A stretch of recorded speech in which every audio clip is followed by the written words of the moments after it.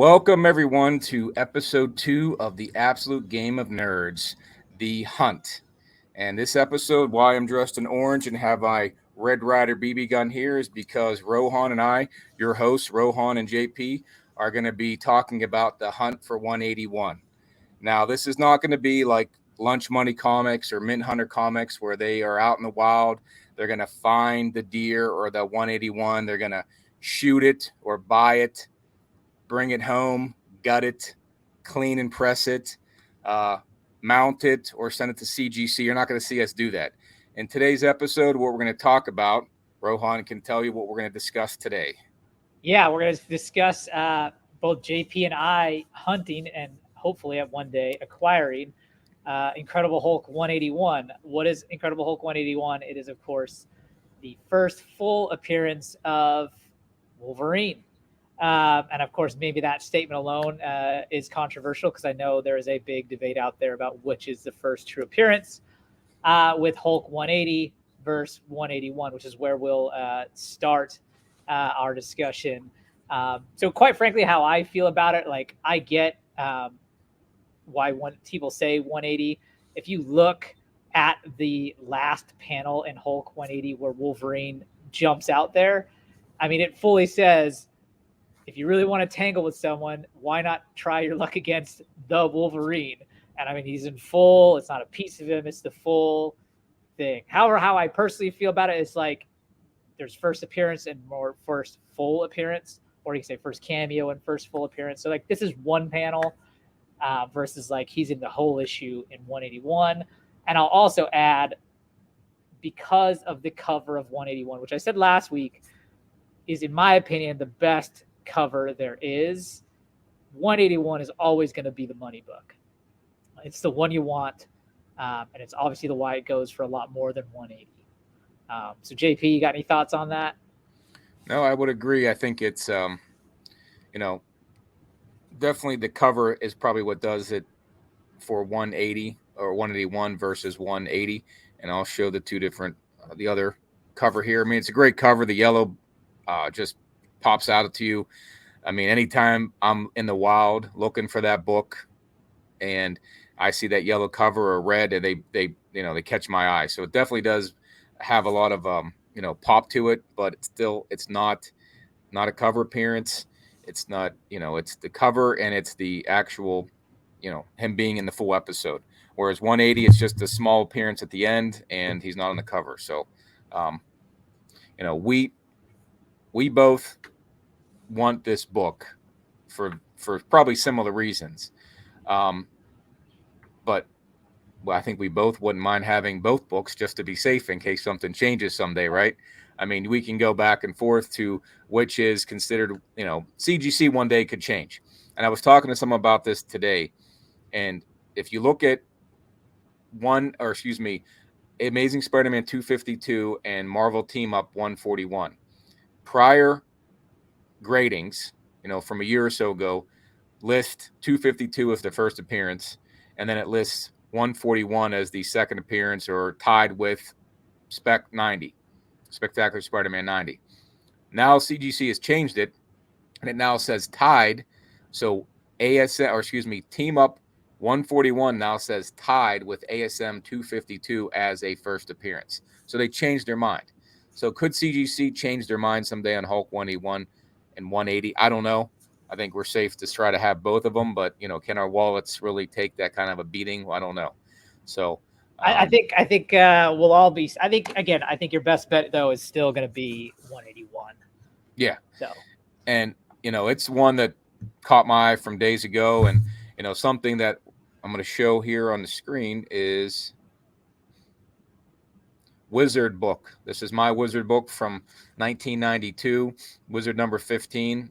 The Incredible Hulk value for number 181 was $270 in this episode.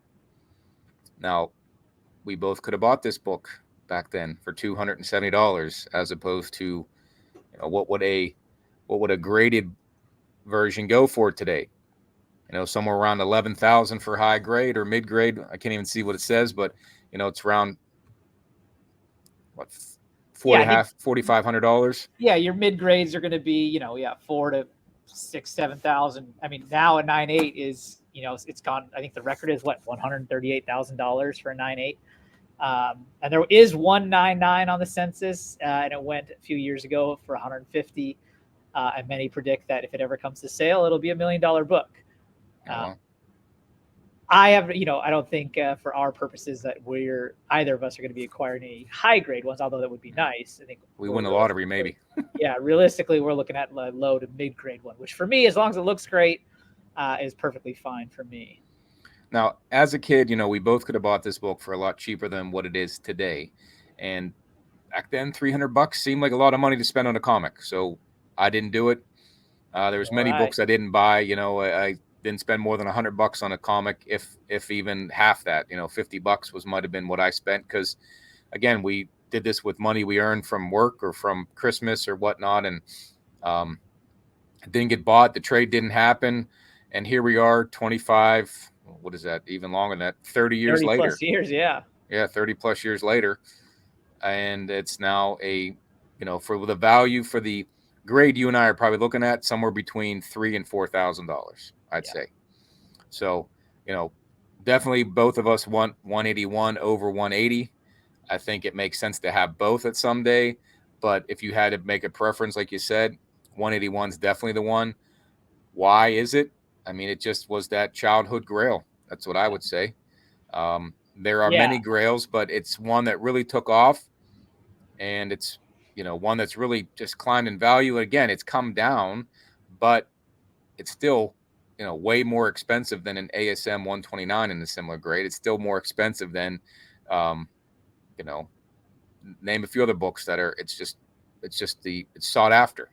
Yeah, I mean, like we talked about last week, right? My three first favorite characters growing up: Batman, right? Tech 27. That's a lottery winner, kind of Powerball winner kind of acquirement. Silver Surfer, FF 48, and Wolverine, just Hulk 181s. That's why I want it. This is like everything we loved as a kid. Is this right here? Yep, and it's a great looking book. It's and that's one thing I want to get into next, is that it's like deer. I'm not a hunter. I mean, I have gone hunting, and when I go hunting, I don't see any deer in the woods. None that I can shoot. When I go to cons and I want to buy the Hulk book, it's out there.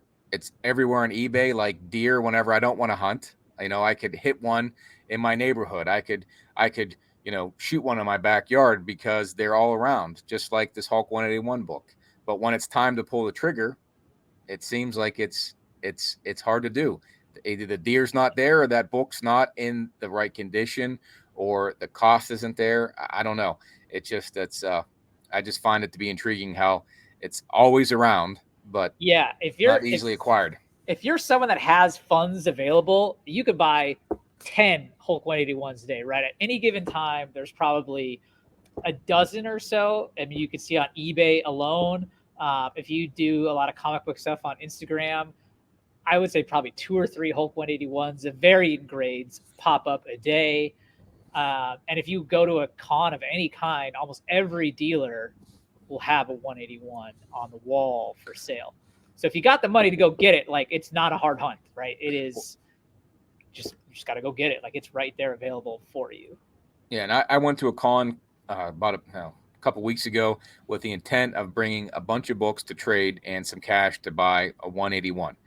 And I met a gentleman who had just bought a collection for $30,000, a huge collection. I think it was 12 or 20 long boxes full of Bronze Age books, and he got 2 Hulk 181s, and he got a giant size X-Men in that collection he bought. So he wasn't willing to trade for that book at that time, because he just put out $30,000 for that collection. So he wanted cash for it. There was 2 other guys that had this book as well. One was missing the Marvel value stamp. The other one was missing a page. They weren't graded, obviously. Do you drop the money on those at that time? I mean, I could have bought them. I was ready to do it. But the trade value I got wasn't there, and the books weren't perfect, right? So again, it comes down to maybe, you can get these on eBay, but are you going to win that? Are you going to win the auction? Or are you going to have to do a buy it now and spend more money on it? So, and the other thing too about it is quite available, like we said, but is it a good investment? Yeah, I will say too. I mean, and this is our own personal thoughts. This isn't like your investment advice. Right. I think if Yeah. you're going to go for it and buy it, I think one, it's got to be complete, and that means it does have the Marvel value stamp.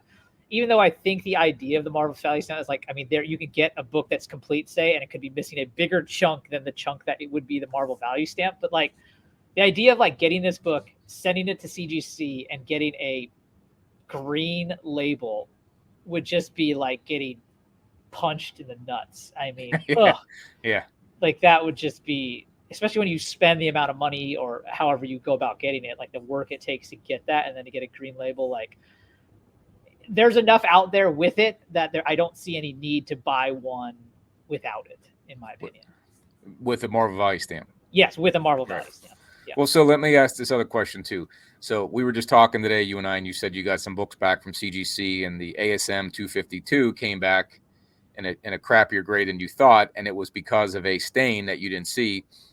That would be my concern with buying it raw. I'd much rather buy a graded version, maybe pay some extra, knowing the stamp's there, knowing that it's graded, that it's going to hold its value, and there's not going to be any surprises from CGC, is my thought. Because to outlay that kind of money, unless you just trade a bulk of books for it, I think you're running a risk. Now, we do that every day with books we buy. I mean, it's just a dollar figure that makes the difference and makes it more severe if it comes back from CGC in that way. So I'd much rather buy a graded book, and I had some reservations even buying it at that last show, because the one gentleman had said, it's just missing the middle, the centerfold. It doesn't affect the story. I don't know if it's going to come back green label, come purple. Back, incomplete. So, I mean, unless you send it to CBCS and they come back with a blue label, but it says incomplete in there, and it fools the heck out of you. I almost bought one, with that, because it was a much lower price. But yeah, I think that you run the risk. And in my opinion, I look at this book as an investment. Again, $270 back in 1992, 30 years later. Now I don't know in 92 if that was high grade, mid grade, what grade. Let's call it mid grade, mid to high grade. So a 4.5 to a 5.0, you're looking at $5,000. Now, you 10 times your money in 30 years. That's pretty good. That's a pretty good rate of return. Yeah. So in the next 30 years, is this book going to go from 5,000 to 50,000? Probably. Yeah. I mean, I think too, I will say, like, when it comes to buying it raw, a couple of things, right? You can obviously find out if it's complete just by looking through it. Like, again, if you're buying this book raw, you need to open it up 100%, right? And if the dealer says, no, you can't open it up, then you need to move on. Like, so you need to be able to verify for yourself it's got that Marvel value stamp and verify it's complete. When it comes to the stain, like with my ASM 252, like, unless they added some stain and handling it at CGC, like, if I got a Hulk 181 in the condition that the ASM 252 is, could not care less, right? It's all about how it looks and presentation wise, especially once it's in a slab. If there's a stain on the inside, I'm never going to see it again. Like, right. Totally but I think with that. I meant that if you thought you were getting a higher grade or something, you thought you bought a higher grade and got got it. Yeah. To me, presentation exactly. But if you get Totally. surprised, that's the only Totally, thing. yeah. And that's why if you're buying it raw, you have every right to flip through that book and know what you're putting that much money down on. I think the biggest scare when it comes to buying something raw like this is if you get a restored copy. And there are YouTube videos to look at how to expect for color or restoration and things like that. I by no means am an expert, but the green label is, the purple label, if it's restored, is just as bad, if not worse, than the green label. So hence why it's like, yeah, the preference is to get this graded. You know what you got. It's set in stone, and you know what you're buying. Yeah, and the collection, the gentleman I spoke to at the show that had the collection, the one he did have was restored. You could see when you opened up the book on the inside, there was Sharpie, like, bled through on it, red Sharpie, so you could see that. So again, I if you want a raw one to say I got it, and if the price for me would have to be almost in half. Yeah. But still, at that point, let's say, a 4.5, let's just call it, I know what I see it for. I think It's it like was 4,000. 4,000. I think I saw one, I think a 4.5 I saw for under 3, Okay. right? Graded. And then you see a couple restored ones at 2. Okay. Or I still at 4,000, or let's call it 3. 3,000 on a 4.5, if that's where it's at. Good presenting book. $4,000 on a, excuse me, $3,000 on a book. A lot of money. You got a restored one at 2, even 1,500. I mean, you could buy a lot more with that. So, is it a good investment at that point? Yeah. If you just want to have it, I don't know. Yeah. In my opinion, yeah. If it's restored, if it's incomplete, I would say it's not. Because again, you're going to pay a premium on it. Like they're going to make you pay a little bit more for it, I'm assuming, because it's a Hulk 181. And then will it be worth that much? I don't think you. I don't. I'd be shocked to find a restored or an incomplete Hulk 181 at the price that you could then make off of it, right? Like I feel like you're always going to pay over the top on that, so you might as well just put that money and save a little more and get one that is complete with the stamp, unrestored. Unrestored. Well, Yeah. a recent acquisition I had was, you were involved with that, the Silver Surfer 4. Yeah. It's a 2.5. Again, I think it was $500 or less, right? I don't know if that was a good. I think that was a good price because it's the book I want to display because it's a classic cover. I don't think $1,500, $2,000, at least in my world, is something I want to put on a book just to display to say I have, a low. I'd want a higher grade copy of this book than that, than a 2.5. Even though my Silver Surfer displays well, um, for $500, I think that's okay. All day, I'd do that for a classic cover.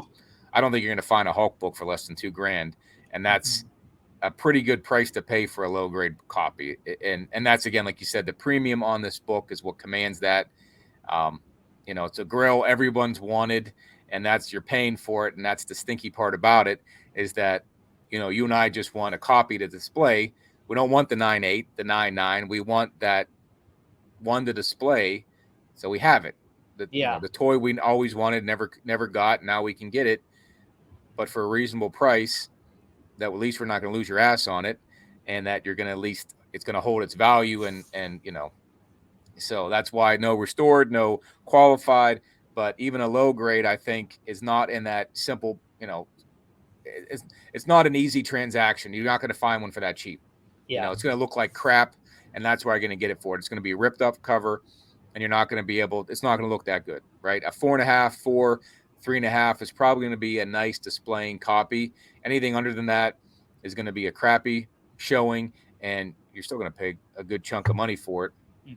So that's the rub with this book, is that you and I are thinking through that. There's so many copies available that makes it so hard to just pull the trigger, because the one you buy, another one may show up the next day. Yeah.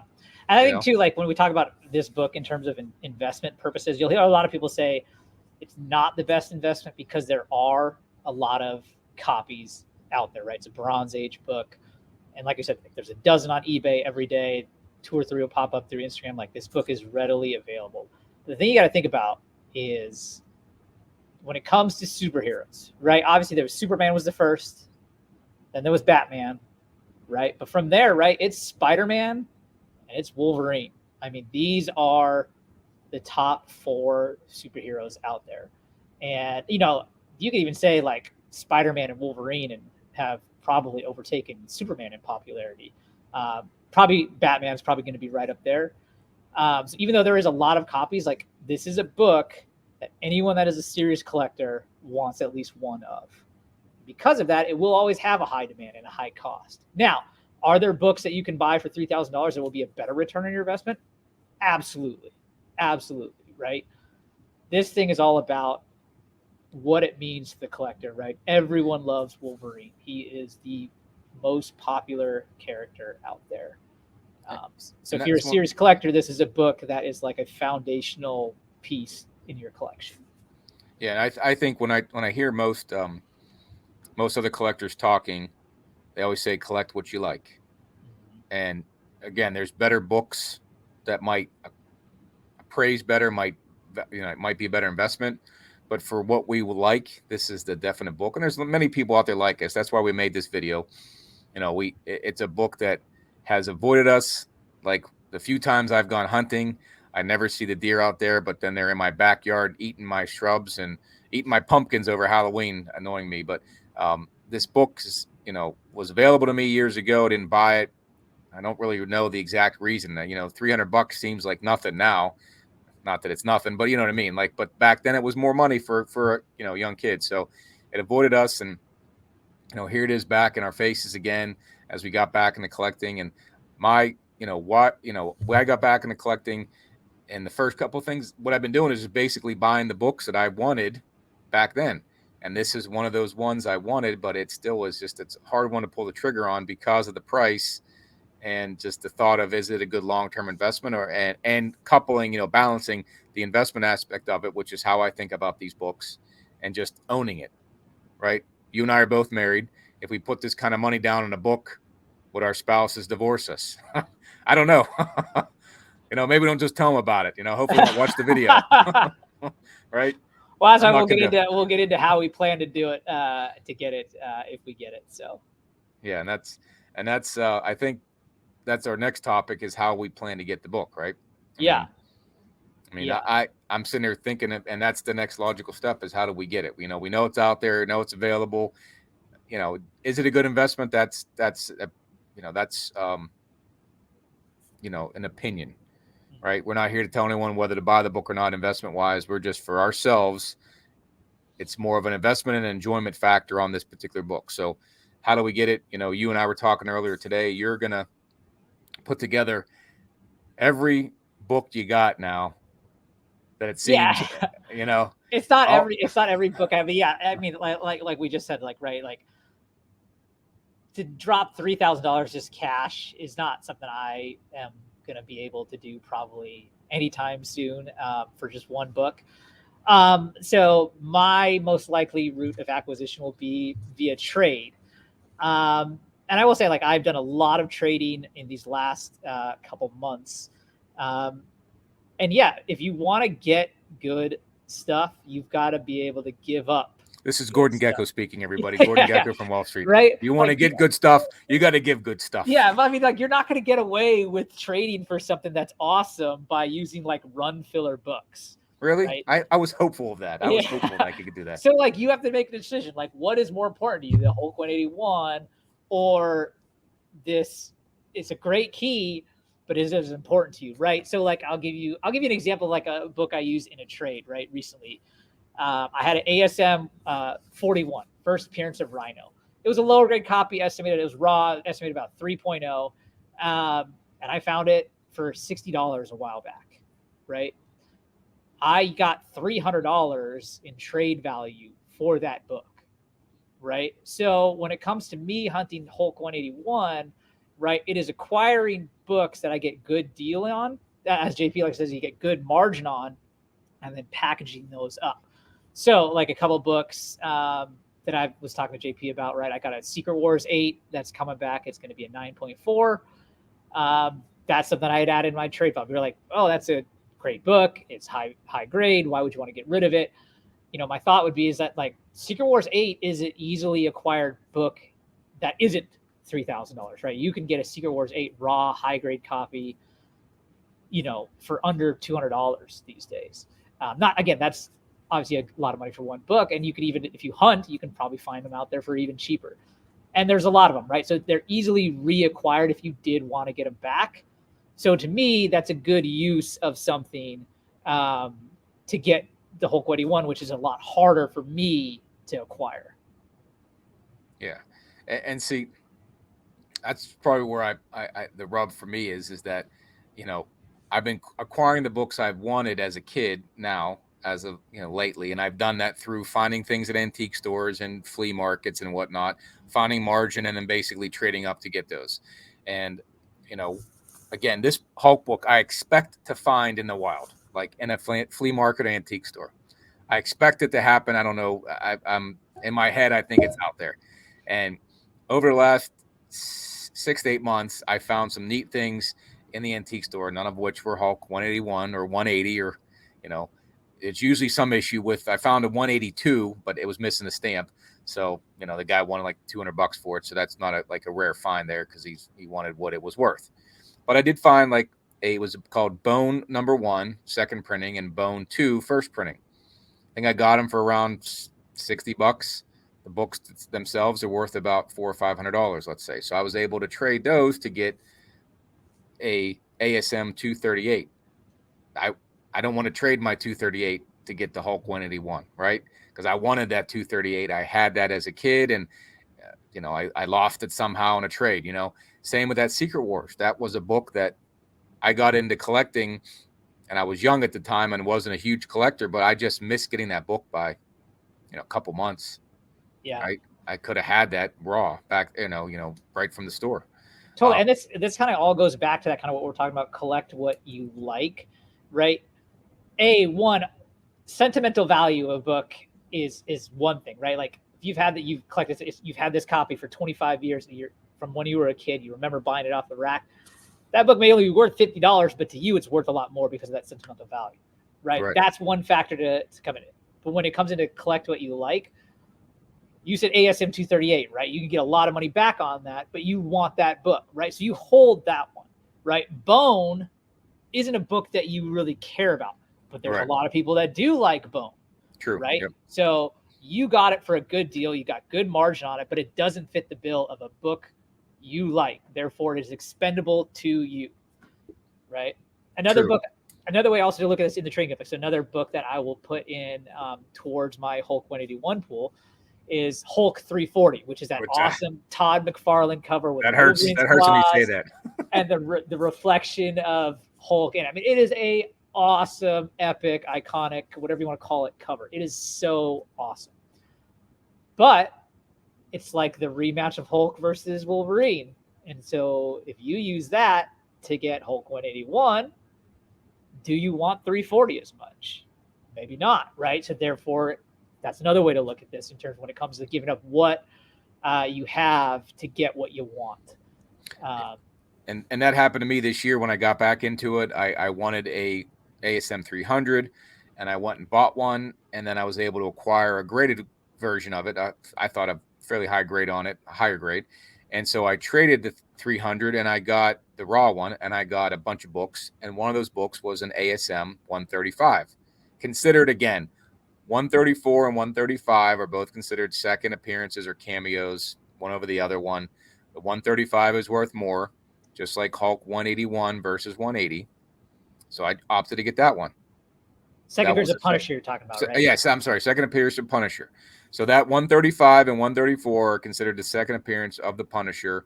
135 is definitely considered more valuable, but not by much. Not like the difference between 180 and 181. But now that I finally acquired an ASM 129, that was expendable to me. It's a great Spider-Man book. It's a great, it was a raw book. I could read through it and see the inside of the Punisher being in there and how he was drawn back then, but it was expendable to me in order to, now that I have 129.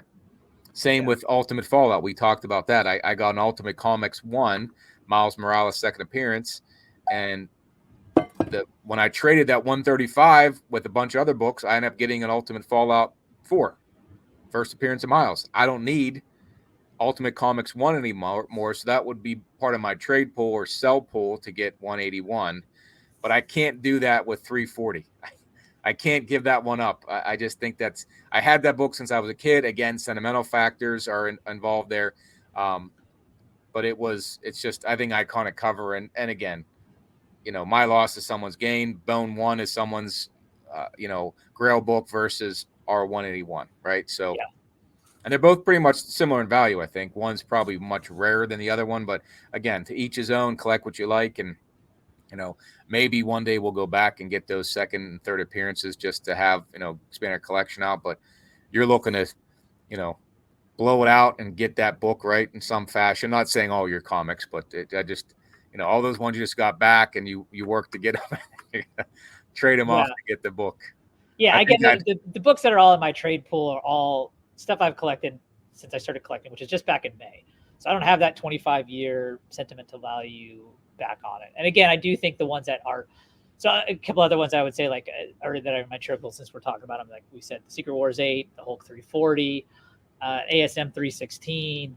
What else was there? Oh, the big one I would say that was kind of hard, will be hard if I do end up using it, would be the Marvel Superheroes 20, which is the first Doom solo story. It's got that awesome cover with Doom, like kind of screaming.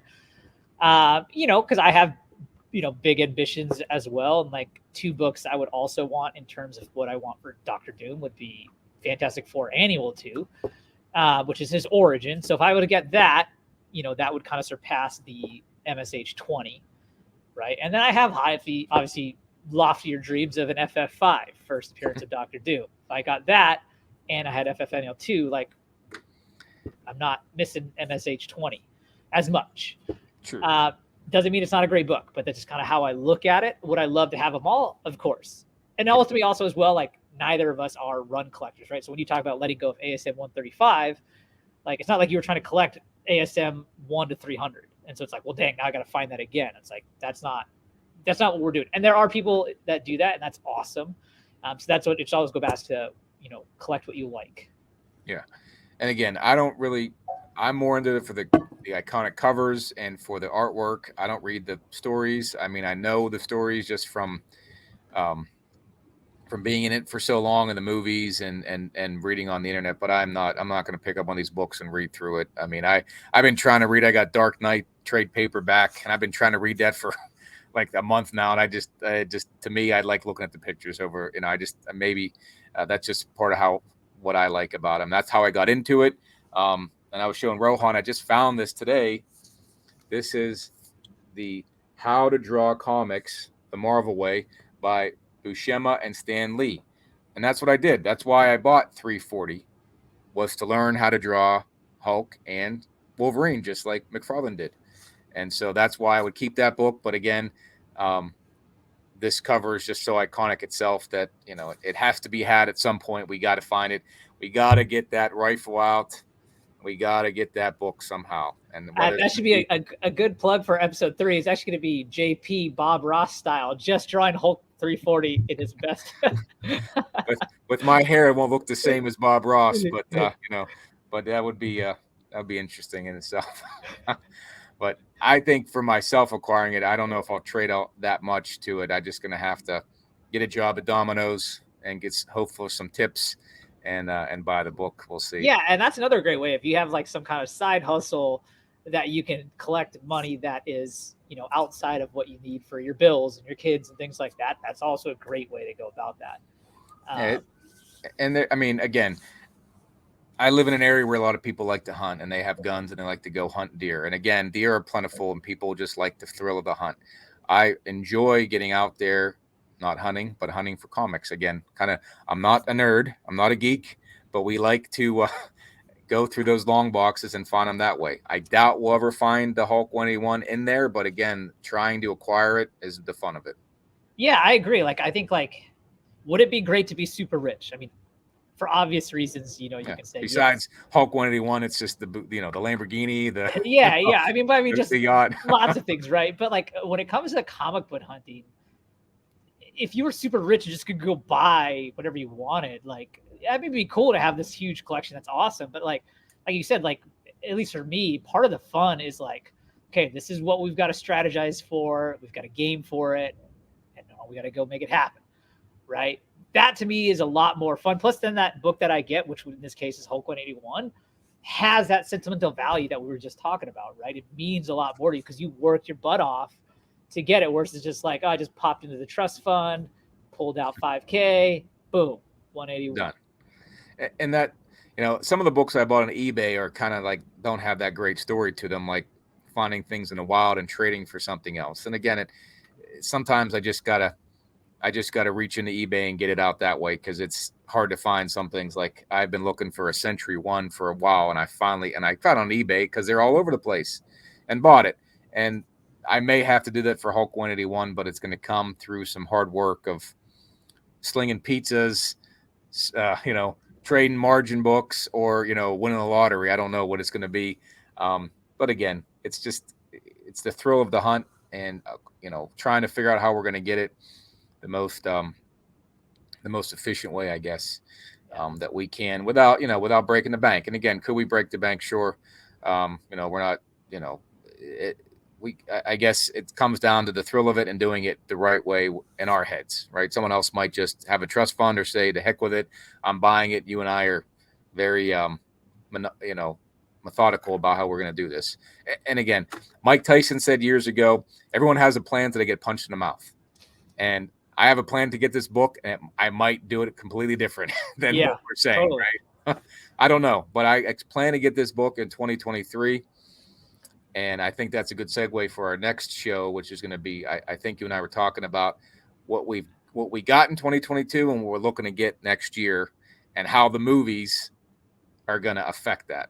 I say, and I don't think there's a movie next year coming out for Hulk or Wolverine that will affect it, but there's going to be a lot of talk about that Deadpool movie that's going to probably move this book. So the sooner we get it, the better. I'm just hoping, Domino's or Pizza Hut's hiring.